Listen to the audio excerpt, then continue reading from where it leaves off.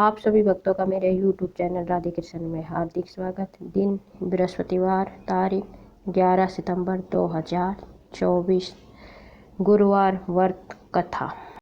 भारतवर्ष में एक राजा राज्य करता था। वह बड़ा प्राप्ति और दानी था।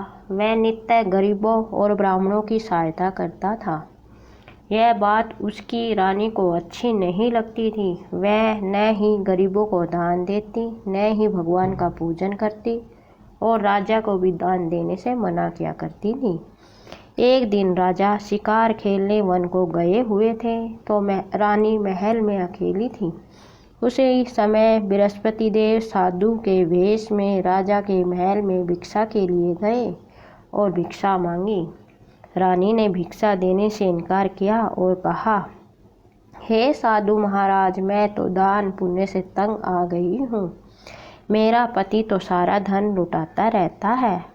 मेरी इच्छा है कि हमारा सारा धन नष्ट हो जाए, फिर न रहेगा बांस और न बजेगी बांसुरी।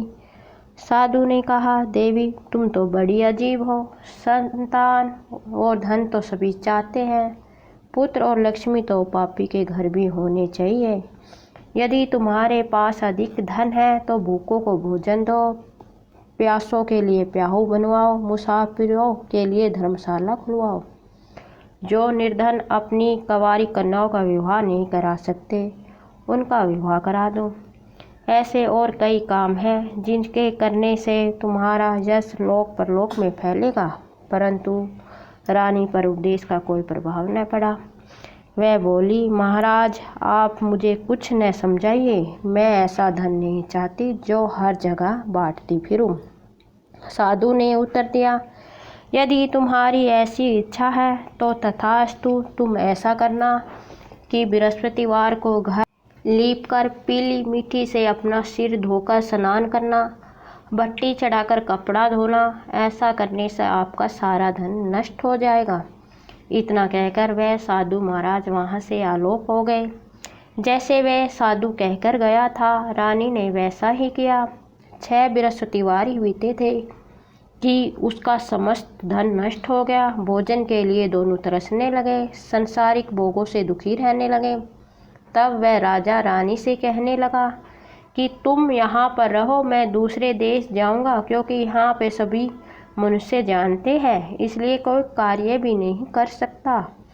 देश चोरी परदेश भीख बराबर है। ऐसा कहकर राजा परदेश चला गया। वहाँ जंगल को जाता और लकड़ियाँ काट कर लाता और शहर में बेचता। इस तरह जीवन व्यतीत करने लगा। एक दिन दुखी होकर जंगल में एक पेड़ के नीचे आसन जमा कर बैठ गया। वह अपनी दशा को याद कर व्याकुल होने लगा। बृहस्पतिवार का दिन था। एकाएक उसने देखा कि निर्जन वन में एक साधु प्रकट हुआ है। वह साधु भेष में स्वयं बृहस्पति देवता थे।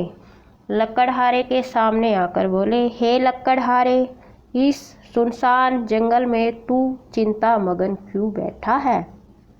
लकड़हारे ने दोनों हाथ जोड़कर प्रणाम किया और उत्तर दिया, महात्मा जी आप सब कुछ जानते हैं, मैं क्या कहूँ। यह कहकर रोने लगा और साधु को आत्मकथा सुनाई। महात्मा जी ने कहा, तुम्हारी स्त्री ने बृहस्पति के दिन वीर भगवान का निरादर किया है, जिसके कारण रुष्ट होकर तुम्हारी यह दशा कर दी। अब तुम चिंता को दूर करके मेरे कहने पर चलो तो तुम्हारे सभी कष्ट दूर हो जाएंगे। भगवान पहले से भी अधिक संपत्ति देंगे। तुम बृहस्पति के दिन कथा किया करो। 2 पैसे के चने मुनका मंगवाकर उसका प्रसाद बनाओ और शुद्ध जल से लोटे में शक्कर मिलाकर अमृत तैयार किया करो। कथा के बाद अपने सारे परिवार और सुनने वाले प्रेमियों में अमृत व प्रसाद बांटकर आप भी ग्रहण किया करो। ऐसा करने से भगवान तुम्हारी सब मनोकामनाएं पूर्ण करेंगे। साधु के ऐसे वचन सुनकर लकड़हारा बोला, हे प्रभु, मुझे लकड़ी बेचकर इतना पैसा नहीं मिलता जिससे भोजन करने के उपरांत कुछ बचा सकूं। मैंने रात्रि में अपनी स्त्री को व्याकुल देखा। मेरे पास कुछ भी नहीं है जिससे उसकी खबर मंगवा सकूं। साधु ने कहा, हे लकड़हारे, तुम किसी बात की चिंता मत करो। बृहस्पति के दिन तुम रोजाना की तरह लकड़ियाँ लेकर शहर को जाओ। तुमको रोज से दुगना धन प्राप्त होगा, जिससे तुम भली भांति भोजन कर लोगे तथा बृहस्पति देव की पूजा का सामान भी आ जाएगा। इतना कहकर साधु मंत्र ध्यान हो गए। धीरे धीरे समय व्यतीत होने पर फिर वही बृहस्पतिवार का दिन आया।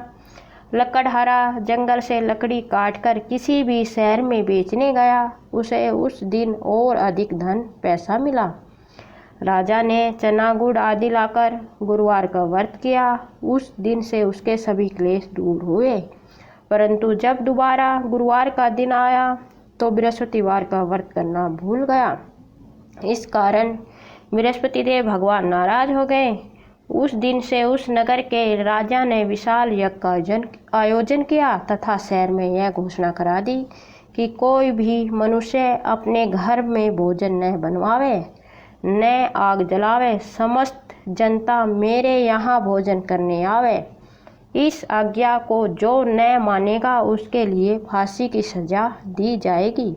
इस तरह की घोषणा संपूर्ण नगर में करवा दी गई।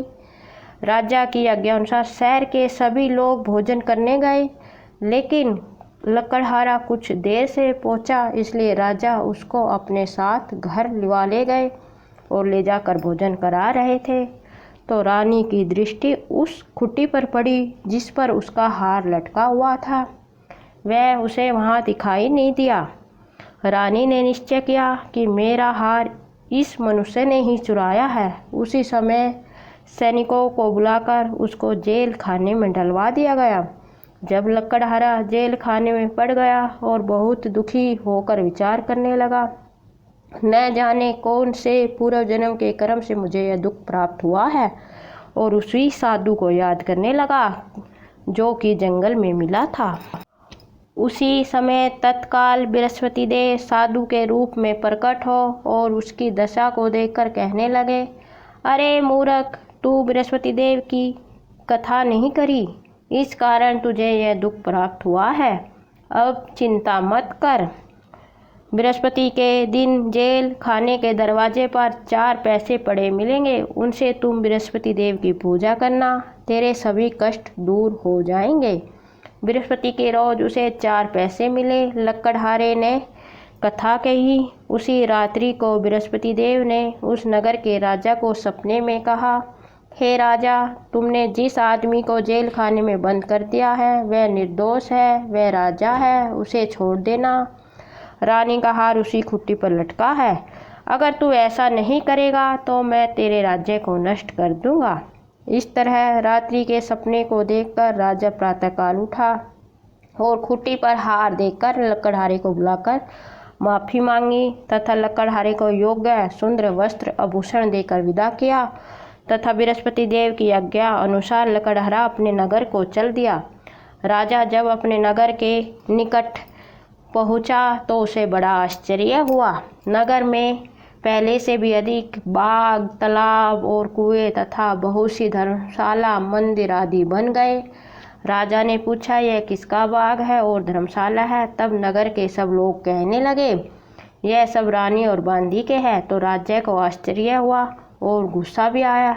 जब रानी ने यह खबर सुनी कि राजा आ रहे हैं तो उसने बांदी से कहा कि हे दासी, देख, राजा हमको कितनी बुरी हालत में छोड़ कर गए थे।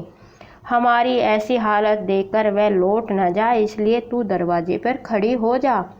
आज्ञा अनुसार दासी दरवाजे पर खड़ी हो गई। राजा आए तो उन्हें अपने साथ लिवा लाई। तब राजा ने क्रोध करके अपनी रानी से पूछा कि यह धन तुम्हें कैसे प्राप्त हुआ? तब उन्होंने कहा, हमें यह सब धन बृहस्पति देव के इस व्रत के प्रभाव से प्राप्त हुआ है। राजा ने निश्चय किया कि 7 रोज बाद तो सभी बृहस्पति देव का पूजन करते हैं, परंतु मैं रोजाना दिन में 3 बार कहानी कहा करूँगा, रोज व्रत किया करूँगा।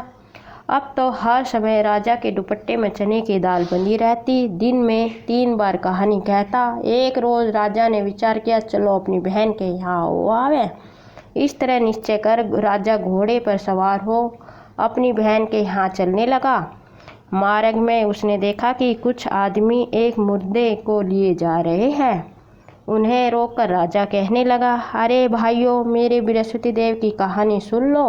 वह बोले, लो, हमारा तो आदमी मर गया है, इसको अपनी कथा की पड़ी है। परंतु कुछ आदमी बोले, अच्छा कहो, हम तुम्हारी कथा भी सुनेंगे।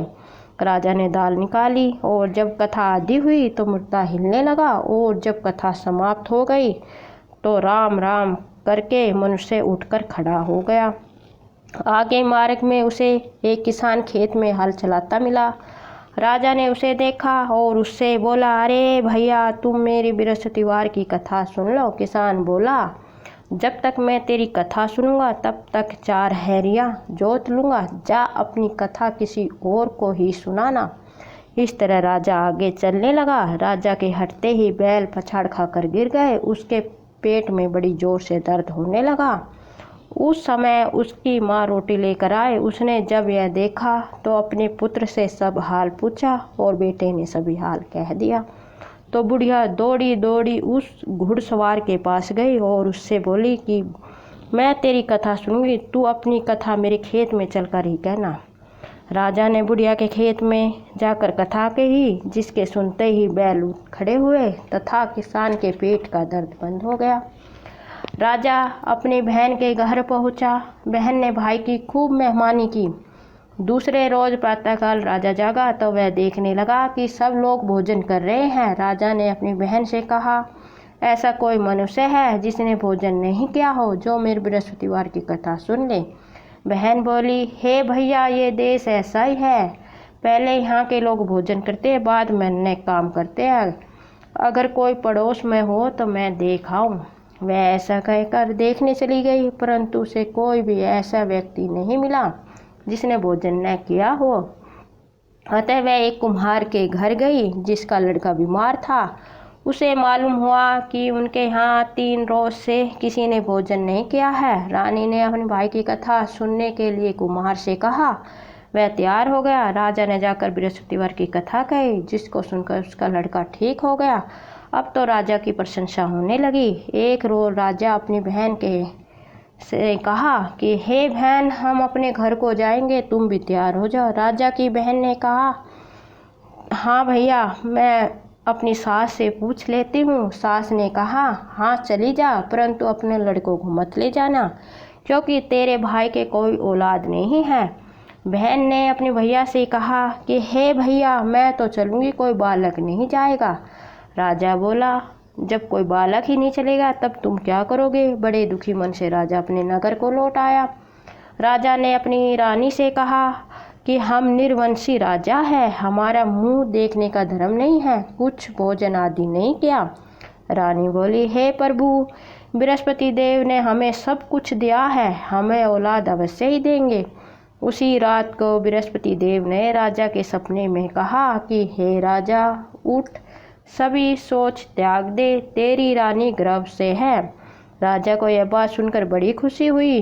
9वें महीने में उसके गर्भ से एक सुंदर पुत्र पैदा हुआ। तब राजा बोला, हे रानी, स्त्री बिना भोजन के रह सकती है, बिना कहे नहीं रह सकती। तब मेरी बहन आवे, तुम मुझसे कुछ कहना मत। रानी ने सुनकर हाँ कर दिया। जब राजा की बहन ने यह शुभ समाचार सुना तो वह बहुत खुश हुई तथा बधाई लेकर अपने भाई के यहाँ आई। तभी रानी ने कहा, घोड़ा चढ़कर तो नहीं आई, गधा चढ़ी आई। राजा की बहन बोली, भाभी, मैं इस प्रकार न कहती तो तुम्हें औलाद कैसे मिलती। बृहस्पति देव ऐसी है, जैसी जिसके मन में कामनाएं होती है सभी को पूर्ण करते हैं। जो सद्भावना से बृहस्पति देव का व्रत करता है एवं कथा पढ़ता है अथवा सुनाता है और दूसरों को सुनता है, बृहस्पति देव उसकी सभी मनोकामनाएं पूर्ण करते हैं। भगवान बृहस्पति देव उसकी सदैव रक्षा करते हैं। संसार में जो मनुष्य सद्भावना से भगवान जी का पूजन सच्चे हृदय से करते हैं तो भगवान जी भी उनकी सभी मनोकामनाएं पूर्ण करते हैं। जैसी सच्ची भावना से रानी और राजा ने उनकी कथा का गुणगान किया तो उनकी सभी इच्छाएं बृहस्पति देव जी ने पूर्ण की। इसलिए पूर्ण कथा सुनने के बाद प्रसाद लेकर जाना चाहिए। हृदय से मनन करते हुए जयकारा बोलना चाहिए। बोलो बृहस्पति देव भगवान की जय, विष्णु भगवान की जय। जिस प्रकार राजा और रानी की बृहस्पति देव जी ने सभी मनोकामनाएं पूर्ण की, उसी प्रकार कथा सुनने वाले, व्रत करने वाले सभी भक्तों की बृहस्पति देव जी सभी मनोकामनाएं पूर्ण करे। बोलो बृहस्पति देव भगवान की जय, लक्ष्मी नारायण भगवान की जय। आरती बृहस्पति देव भगवान की। ओम जय बृहस्पति देवा स्वामी जय जय बृहस्पति देवा। छिने छिने भोगे लगाऊं कदली फले और मेवा। ओम जय बृहस्पति देवा स्वामी जय जय बृहस्पति देवा। तुम्हें पूर्ण परमात्मा तुम्हें अंतर्यामी। जगत पिता जगेश्वर तुम्हें सबके हो स्वामी। ओम जय बृहस्पति देवा स्वामी जय जय बृहस्पति देवा। चरणामृत निज निर्मल सब पातक हरता। सकल मनोरथ धायक गिरे पकड़ो रे भरता।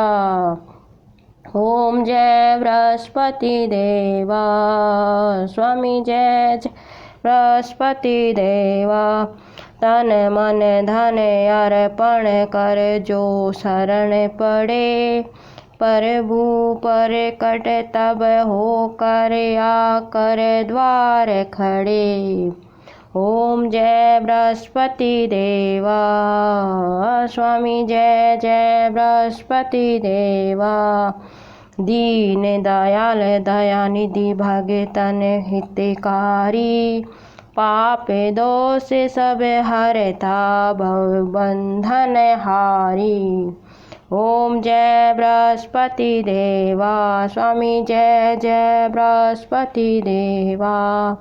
सकल मनोरथ धायक सब संशय तारो। विष विकार मिटाओ संतन सुखकारी। ओम जय बृहस्पति देवा स्वामी जय बृहस्पति देवा। स्वामी जय जय बृहस्पति देवा। जो कोई आरती तेरी प्रेम सहित गावे। जेठानंद बंद सो सो निश्चय ही पावे।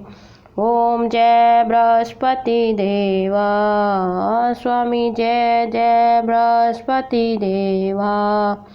छिन छिन भोग लगाऊं कदली फल मेवा। ओम जय बृहस्पति देवा स्वामी जय जय बृहस्पति देवा। सब बोलो विष्णु भगवान की जय, बृहस्पति देव भगवान की जय, लक्ष्मी नारायण भगवान की जय। आशा करती हूँ आपको मेरा वीडियो अच्छा लगा होगा। मेरे वीडियो को लाइक शेयर और चैनल को सब्सक्राइब करें। धन्यवाद।